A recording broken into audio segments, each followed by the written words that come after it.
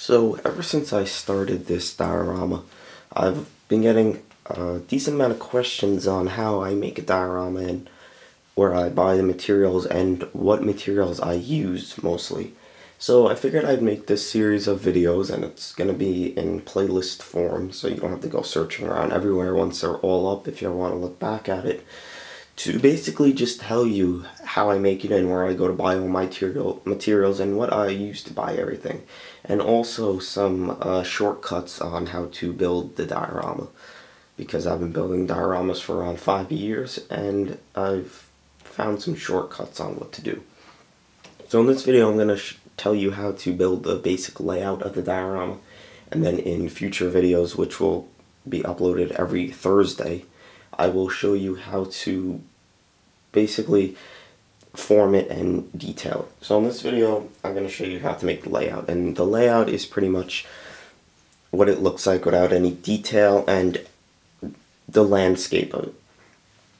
So when I ever make a diorama, what I do is I draw 4 of them out. I give myself the option of around 3 to 4 dioramas, and then I choose from there.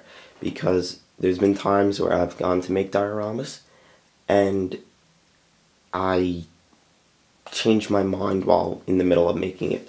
So give yourself around 4 options and then pick from one. While you're doing that, you want to decide the size of it. What I like to do in my dioramas is not go so wide, but go long. This diorama that I have right here is 10 feet long by 3 feet wide, and I think that is perfect length and width, because once you get wider, since I have mine against the wall, it's hard to reach in, and 10 feet long is very decent.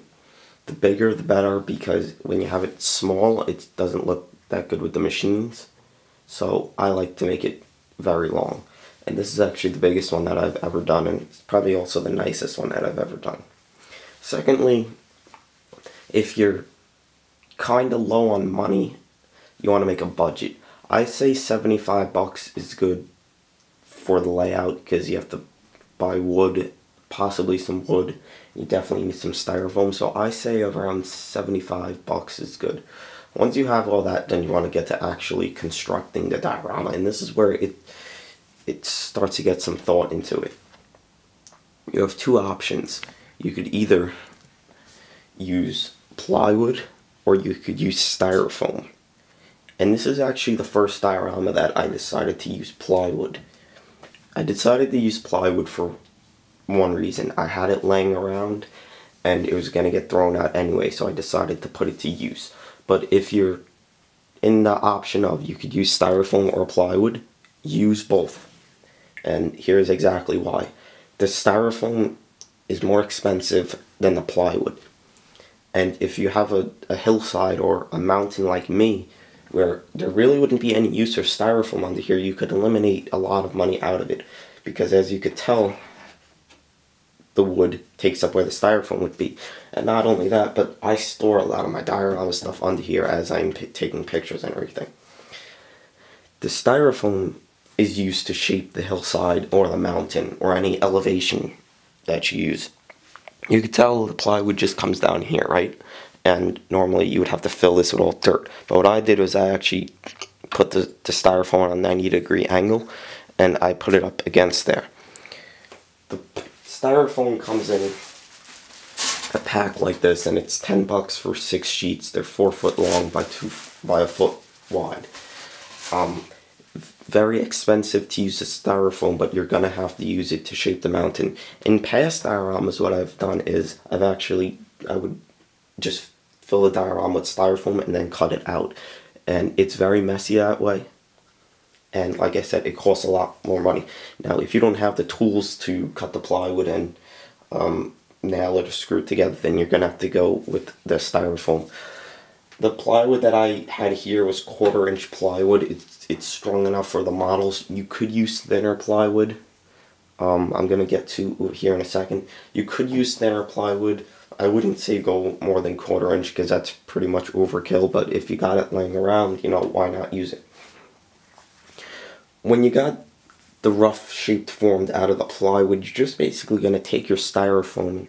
You could cut it into any shapes you want. The messier you are with it, the better, because it won't look as uniform. So you could, just put it up against there and glue it up against there, and then in future videos I'm going to tell you what to do like that.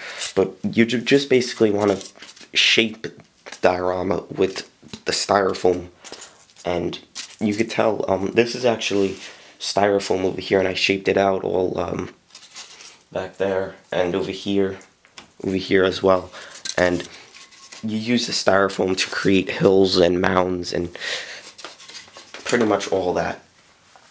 The biggest thing that I like to do when I actually shape the layout and the terrain is create a low point and then create steps to the highest point. And the reason why I do this is because when you take pictures of a diorama, is really what showcases it. And if you have it all flat, it's not going to look very good. Now there are instances where certain parts of the construction has to be completely flat, and I'll show you that in a second.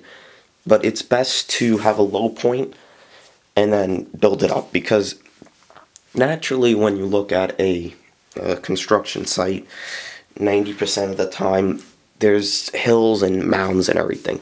So you want to make it look as real as possible and create the hills and mounds. And this is exactly how I did in this diorama. I have the low point, and then I have the two ledges, and then I have the highest point. That's the biggest thing that I always see when people make dioramas. They never create any hills or anything, and it looks very uniform and very unnatural. You want to make it look as natural as possible, and that's the thing about using the plywood. It's very hard to create mounds on the plywood, which is why you would use the styrofoam. The styrofoam will, I don't want to say give you a better outcome, because you can put the styrofoam over the plywood, which I would recommend doing, but it's harder to make dips and everything in the ground when you have the plywood. So it really is up to you if you want to use plywood and then styrofoam. I can tell you what though, for future dioramas, I'm definitely going to be using this, so I'm going to be using the plywood and then just put the styrofoam over it and shape it on the plywood, because it's a lot easier and it's cleaner as well, because to cut the styrofoam, it's very, very messy. Now over here it's completely flat, and that's against everything that I just said, but this is where the cranes are, so it would have to be flat. You also want to make everything to scale. And what I mean by that is you don't want to make the diorama too small, and you don't want to make, like the side of the hill 2 inches thick. You want to make it nice and big. Another thing is, and this is why everyone's doesn't come out the way that they want it, do not rush the diorama. If you rush the diorama, I can assure you it won't come out the way that you want it. When I build a diorama, I actually plan to be constructing it for around a month and a half, because to get to a store and to buy stuff, and if you don't buy enough stuff, it takes, it could take a week to get to a store if you don't have enough time on the weekdays, which most of the time is the case with me, so I have to wait till the weekend to buy everything. So what I do is I buy everything at once. Unfortunately, when I made this diorama, I didn't have enough plaster of Paris, and I didn't have enough wood, so I had to make another trip to the store. Luckily, I had the week off, so I went there next day to buy it. But always buy enough material, if not double, to build it. I actually bought so much material I have extra, but that's good because I can make another diorama after that. So it's really, like I said, it's good to buy double the amount. When you're constructing it as well, I don't normally make it, perfect. You could tell over here, I just threw this up on here. It really doesn't matter, because I don't plan on having this diorama for 20 years. I only plan on having it for maybe another week or two, and then it's all going to be ripped down and everything. So, and don't ever throw out any good pieces of styrofoam. I know that sounds crazy. Obviously all of this is going to be thrown out, but some pieces you could save. For example, I still have pieces from past dioramas that actually go into corners that have trees on them and everything. The wood you save and everything, and use that for next diorama. Try to recycle as much as the layout material as possible. So there's pretty much it, guys, for the first video. Pretty much don't ever rush it. Always take your time with designing it. Try to decide whether to use plywood or styrofoam, or you could use both. I recommend using both like I did. It's kind of hard to see how I did it. I'll actually go over it real quick because I don't think I went over that enough. You could see I got the plywood here, and then I just put the styrofoam over it, and to make the elevation on the plywood, I actually added 2 pieces here like that. So that's how you could do it to make the elevation. If you're making a ramp like so, I just put it over that, and then I stacked some styrofoam right there so it wouldn't bend in. I wish I would have made this a little neater over here, but whatever. And against the mountain here, like that. One bad thing about having a mountain and just putting a sheet like that, when you add your material to it, it doesn't look that well because it's flat and it looks very uniform, but there's really nothing that you can do about that.